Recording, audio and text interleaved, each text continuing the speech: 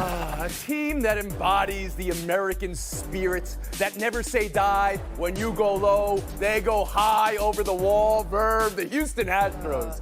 Also, Clayton Kershaw's fate. And Brady versus Rodgers with this panel. Hello. Let's go. Hello. Hello. How are you today, mate? Hi. Bye. Hello. Good morning. Start with the NFL news of the day. Well, there's a bit. Colts facility closed for positive COVID tests, then reopened when they were false positives. Falcons reopened facilities today after they were given the all clear after closing yesterday. Patriots practice canceled. Another reported positive test for New England. For Adam Schefter, as of tape time, their game versus Denver, which we've been waiting weeks for, on track to be played Sunday. NFL says no other contingencies have been discussed. But for another week, the NFL goes in not knowing how many games they might be able to play this weekend. Jackie Mack, you're in New England. We'll start with you. How long can they go on like this? And for the Patriots and Broncos, can they go forward? A very difficult question. I'm not sure I even have the answer for you, Tony, to be frank. I feel for everybody involved here, but I mostly, believe it or not, feel for the Denver Broncos. They have no positive tests. They've been waiting 2 weeks to play a football game. Do we fly to New England? Do we not fly to New England? Is the game being played Saturday or Sunday or Monday or Tuesday? Think about them for a minute. Nothing's happened to them. But here's the other thing we have to be careful about is, how can there not be a contingency plan? Do you really believe that? I can't believe that. They're not thinking about what if we find out there's 2 positive tests and maybe another one and we might not play this football game. I find that impossible to believe. That's the thing about the NFL. They've got to start thinking about lots of contingencies because there's no bye week left for the Patriots or the Broncos. How are you going to fit this game in if it isn't played? Clinton Yates, I'll bring you in here. I mean, even if you don't judge whether or not anybody's doing anything correctly or incorrectly, at this point, to a casual observer of the NFL, there is just too much confusion and information to feel good about what's happening going forward, whether people play or not. And that's really unfortunate to me because what the NFL prides itself on is basically always having everything in control. All you got to do is turn on the TV on Sunday or show up to a field. That's obviously not going to happen in the latter part, but now I just feel like they don't know what they're doing, and that's okay, but they can't admit that because of who they are, and that's why I also feel bad for all these players. Guys are shuffling across the country. It takes enough to get up for an NFL game, never mind if you don't know who's going where and who's doing what. I don't feel that good about it right now, and that's just a bummer overall as a fan. Sarah Spain? Yeah, can they keep doing it as is? Well, it's cognitive dissonance requires us to enjoy NFL football and its brutality. Then you add in football during a pandemic. Then you add in football with widespread positive tests across the league. So it feels untenable and will probably become more and more untenable as it gets colder. But do we actually believe that they will in any way stop everything? No. And so to Jackie's point, the contingency plans are important, but they're only relevant for the 30 minutes before something new happens that requires you to change that plan again. And so that's why I feel like right now they're telling you this is what's happening right now. When we get new information, we'll tell you what's going to happen based on that. And that's all they can keep doing. You can't cancel things now preemptively for healthy teams because you might need that time later for that now healthy team when they become unhealthy weeks down the road and they need that extra week or whatever. It's going to get weirder, but I don't think they're going to do anything about it right now, except for the teams currently affected. Yeah, I definitely think it's going to get worse. Just look at what's happening in the country. Cases are spiking all over the place. College football games have been postponed. NFL games have been moved around. The issue would be if the NFL decided, all right, maybe we'll reach a point where we'll just hit the reset button and maybe give a week off or 2 weeks off. Let's remember, with practice players, you're talking about 60 players per team, 32 teams. That's a lot of players. So everyone is just going to be isolated for 2 weeks and everything's going to be okay. It just seems like the NFL just wants to kind of plow through this, much like baseball did. And remember now, once you get into a bubble type of environment, then you can control it. The NFL isn't there and college football isn't there. That's why they're having these issues. Jackie, something you want to add? Yeah, but the only thing about that, Frank, is football is so different from baseball or even basketball. We know that because of the sheer numbers, first of all, to put on a team, and second of all, because of the contact that's just incessant if you're playing football properly. Yeah. It's hard to compare it to other sports. There's a lot to take in. We just saw what the Tennessee Titans did last week. They won a football game. They played a near-perfect football game after being out of their facility for basically 2 weeks. And then this week, You know, you could say they stopped down with the Falcons and with the Colts for positives, but they were false positives. That's still a plus. That is a pro. That's a good thing that the guidelines work to shut it down. You could view it as a bad thing, but that's a good thing. You need contingencies plans. You need a bubble. You need to stop down before you get to the playoffs and get a bubble. You need a bubble. I mean, that's what it comes down to. This is what we figured out in America, that the bubble works. And the NFL is not going to do that. And until they do that, I think most people will be reasonable to say this is going to be not just disorganized and maybe not just even unplanned, but chaotic. And nobody likes chaos. We're going to move on to where there is sport right now. Baseball. Astros-Rays, Game 6 in an hour. The moral morass and ethical ambiguity maybe you had watching the Astros stave off elimination again. Correa said he was going to end it, and then he ended it with the walk-off. This is a spirit you would celebrate in all other teams every single time. Can you celebrate this, Clinton? How good should the Astros feel? How nervous should the Rays be? I think the Rays should be pretty nervous because the Astros, again, as much as you want to say that their cheating affected how they were able to win games, those guys still had that experience doing it. I'm not trying to dismiss it by any stretch of the imagination. What I'm saying, though, is that with Dusty Baker, the team is talented. That's why this was so unfortunate, the attitude that they were taking towards presenting themselves as the villains. We all know the Stros can play ball. And when they put things together, you saw Correa. I mean, he went down into the cage a couple of minutes before that AB, worked on some things to tighten up his shoulders, ends up getting it out in there because he knows he's confident. That, to me, is the mark of a good team. And that's something that the Rays have to be afraid of. But overall, I mean, this has been a fantastic series so far. I think if you're an Astros fan, you've got to say that the season has been a success at this point. The rest is just gravy. The rest is just gravy. Sarah Spain, how about you? Well, and that's what's interesting is you would think that the Astros would be tight trying to prove to everyone we can do this without cheating. This wasn't about that. We're great. But after a sub-500 regular season, after falling down 3-0, now that they're back in this, it almost feels like they've already disproved all those ideas about them. Now they're just playing with that evil energy, right? That like everybody hates us and we have swag because of it. Meanwhile, the Rays are like, oh, we've got the whole pressure of everybody on our back that they want us to beat this cheating team and bounce them, and we're failing under that pressure. So they still have the elimination opportunity in front of them. They still are in the better position. It just doesn't feel like it right now. So they have to mentally talk themselves into realizing we can dispatch of this team. We just have to not get caught up in all this stuff. Yeah, sports is good when you have a villain, and baseball has one in the Astros. It used to be the Yankees, but they haven't won in so long that kind of Houston's taken over that mantle. And think about the game yesterday. The first pitch of the game, home run. Last pitch of the game, home run. And everything that happened in between essentially didn't matter. One thing about Tampa, though, they got Blake Snell going. They got the better pitcher. So Tampa was the better team during the regular season. They're still the better team. Jackie, I look over at you, and you've got this smile on your face. It's kind of wry because let me imagine what's in your head right now. You were there with the Boston Red Sox. You were there when they came back from 03. You saw a team that started playing really loose. Frank has no idea. You don't remember this, all right? Go ahead, Jackie. Are you seeing that with Houston? Well, no, actually, the wry smile was because Frank was making fun of the Yankees for not winning in a long time, and I was thinking, I don't think Frank's won in a long time either. That was what the wry smile was for. Wow, unbelievable. I do love you. I do love you, Frank, but you were right. The Red Sox did come back from the only team to come back from that 3-0 deficit. And honestly, it happened because they were loose, because they were the idiots, and their coattails were flying out, and they didn't care. And that's what I see in this Astros team. I see Correa calling home runs, George Springer, big-time hits. But, and here's the but, not only do they have Blake Snell, Frank, they also have a rested bullpen to close this thing out. I still think the Rays are going to finish this. Clinton, someone add? I hate to keep repeating this, but the importance of Dusty Baker in keeping this team together and keeping in any air of respectability around the Astros is extremely important. But has anybody warmed up to Houston just a little bit? Just a little bit. Yes. Yeah, Clinton has. They're good. If Dusty Baker, gets something, I can We live know, with it. Frank. You've never met a villain you didn't love.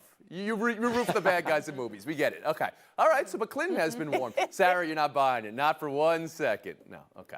We'll move on. List of pitchers. Oh, boy. Not this story. With an ERA of 5 in the LCS and World Series with more than 10 starts. The list? Clayton Kershaw. That's it. That's the list. Bryce Wilson, 22 years old. His career ERA is +5. And he outpitched Kershaw last night. 6th inning, familiar feeling. And Atlanta finds itself 1 game from the World Series.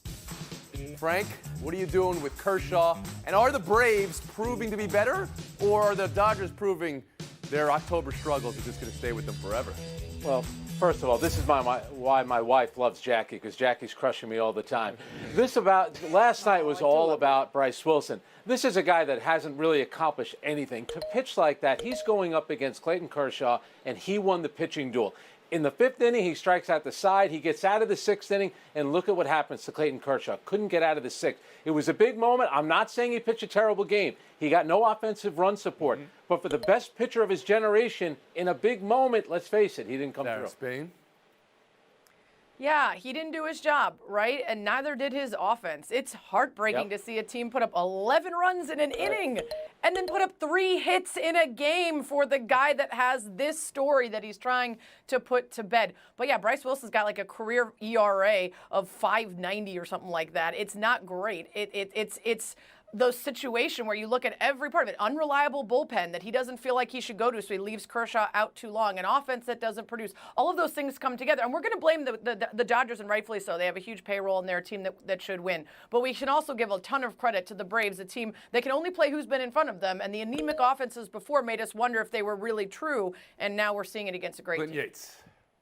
I don't think I was wondering if it was really true with the Braves. The Braves have been a tremendous team ever since last year. They had a terrible show in the playoffs, but that was a good team during the regular season. They came back this year. They had some awkward situations in terms of who was going to be there and who wasn't, but now that they're hitting it, I'm not surprised at all. Overall, though, I just feel like this Dodgers discussion, at some point we have to be realistic. You know, Dave Roberts relies too heavy on Kershaw. He's done it last year. He did it before, and he seems to want to keep him out there just to prove this narrative is going to somehow, some way go away, and it doesn't. And I don't understand why he keeps leaning on him. I know there's bullpen problems, moving Kenley and all these other people around, but they got to be a little bit more decisive or they're not going to win. Appreciate absolutely everything you said in that answer, Clinton Yates, but you also said a word that is on the ban list. I can't repeat it because it's on the ban list.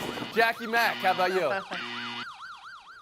Well, I think Clinton's point about the decision Roberts made about keeping Kershaw in, let's go back to what we were talking about, I think just yesterday, how Dusty Baker went with Zach Greinke, went out to the mound, looked at his pitcher, looked at the catcher, and said, I'm going to keep going with him.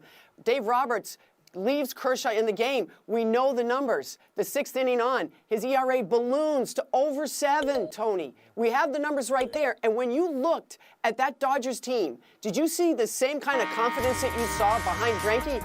I did not. Frank, you want a last word? Time out here. You're going to take Clayton Kershaw out at the start of the 6th inning in a 1-1 game. You want to take him out after the go-ahead run scores. That's different. After Freeman. I'm not taking him out in a tie game. After Freeman. That's fair. After That's fair. Freeman. That you're right about. Oh, well, I'm glad Frank thinks you're Makes right, up for what Jackie. you said That's before. great for you. Oh, boy. Frank swearing it today for McMullen. Coming up, I'm pretty sure my quarterback knows what 4th down is. That was Green Bay's Jamal Williams. We'll talk Brady versus Rodgers next. Looking at Le'Veon Bell's yards per carry the last 5 years is not really for the faint of heart. He's signing with the champs. Clinton Yates, how much does Bell improve Kansas City? And looking at that, how much does Kansas City improve Bell? I'd say it's a lot more of the latter than the former. It's a good situation for him. I think in Bieniemy's offense, though, you could plug in pretty much anybody, and they're going to find a way to get some runs in there and get some more touchdowns in the red zone. But overall, I think it will improve things for sure. Sarah Spain? Yeah, Bell improving makes the Chiefs improve. This is a team that wins without a dominant run game, so once you put in a guy that can actually be effective, they're going to put him in space. He's not going to get doubled. They have tons of other targets that other teams have to pay attention to. This is a win-win, and he's only 28. He's motivated to be back to being great again. We just kind of see him differently because the last couple of years at a tragic team and a tragic offense. Frank Isola? Yeah, just what the Chiefs needed. One more weapon for Patrick Mahomes.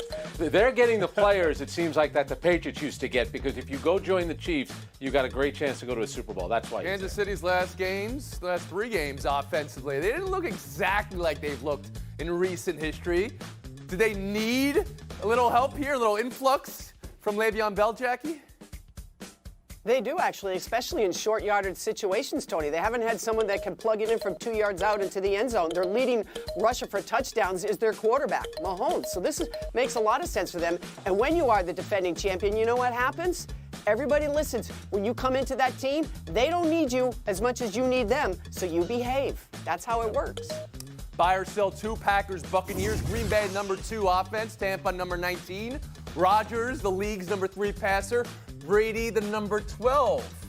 Told you what Jamal Williams said about his quarterback on Green Bay, knowing how many downs there are. So there's that as well. Sarah, who has most on the line Sunday? Most Sunday on the line is Brady. This is a team that still has to figure out just how good they can be. And last time they played against the Bears, there was the fourth down disaster, the penalties, the offensive line, the number of rushes he took. The Bears gave a blueprint to everybody, including the Packers. They need this a lot more than the Packers right Front now. guy Sola? Yeah, the last time we saw Tom Brady, he was holding up 4 fingers and he was yelling out 4-letter words at his teammates. So it's big for him. It's big for Tampa Bay, especially to beat an undefeated team. Jackie Mack?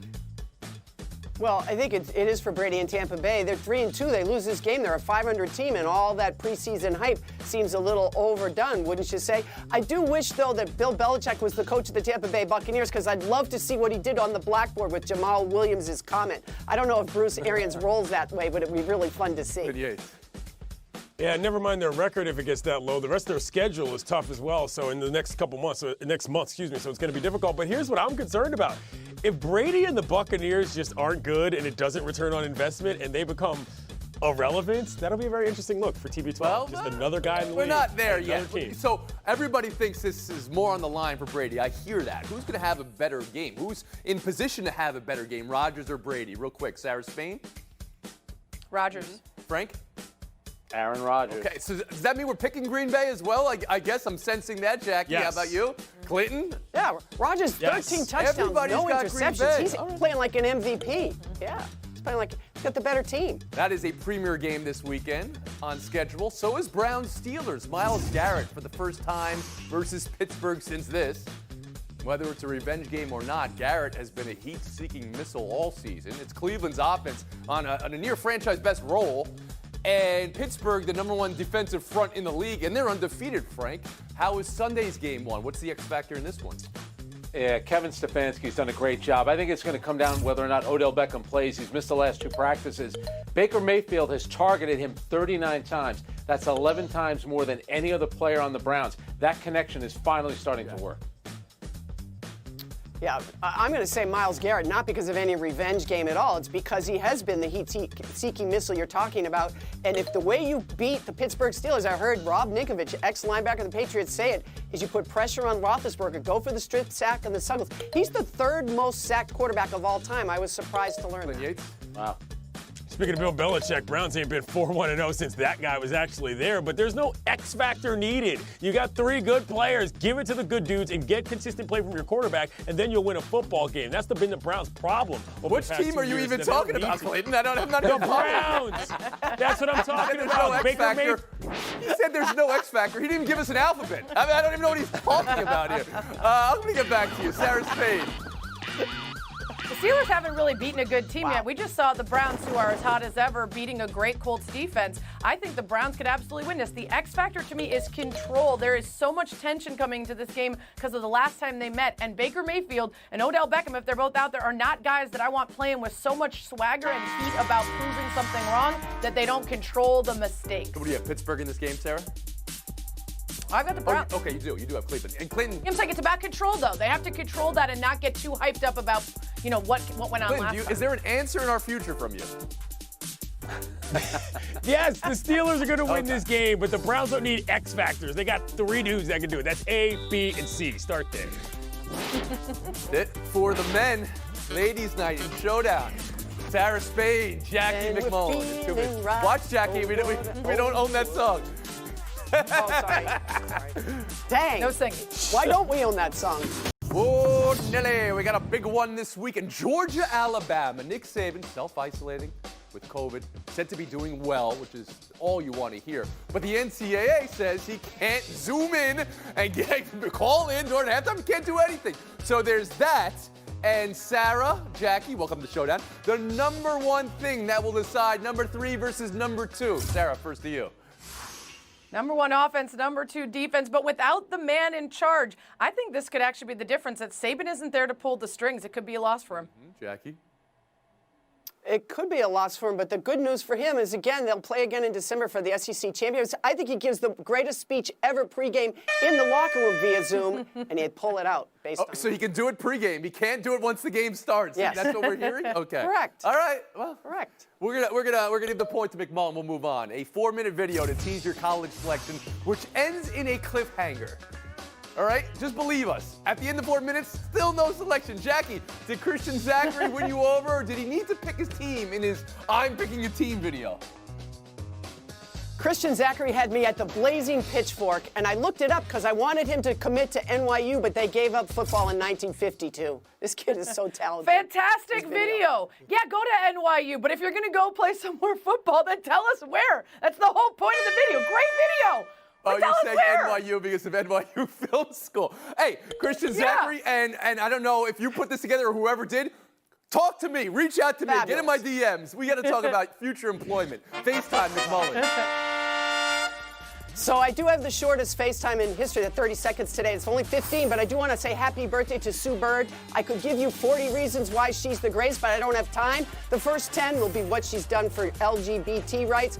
Another 10 would be what she's done for women's basketball. The starting point guard for the Olympic team since 2004. I hope your career never ends. That's it for us.